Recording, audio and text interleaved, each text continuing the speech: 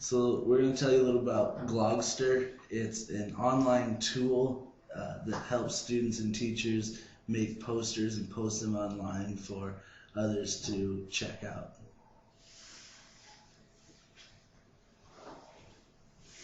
There are many ways that you can use Glogster to enhance student learning. You can use it for individual and group projects. It gives the students something different to do using technology, learning materials related to their classes, and it brings out your students' creativity.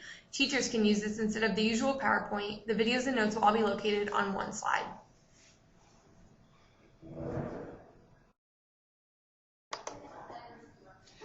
Glogster can be used inappropriately when students create blogs that have nothing to do with their assignment. Teachers can use this just as a slideshow and let these teach the students instead of incorporating the technology into the teaching. Too much focus could be spent on designing and not getting the appropriate content across.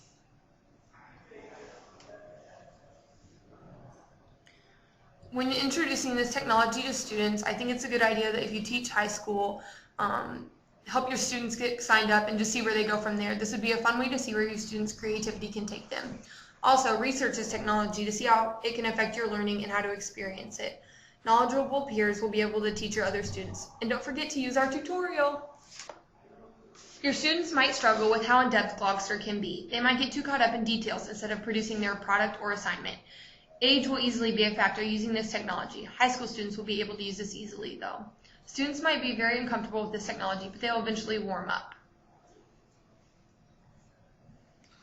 Alright, so now we're going to show you a few examples.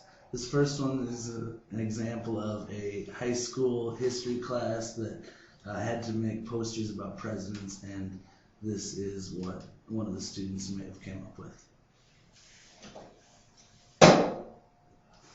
This one is something that I did that I thought would go nicely with an activity that I did with preschool, kindergarten age children that had to do with stop signs and just traffic signs and all. The videos on here have to do with that subject. I made this for special ed students, and a lot of special ed students have ADHD and behavior disorders, so there's not too much going on in this blog. It's very simple, but still gets the point across, and they're still able to do their math.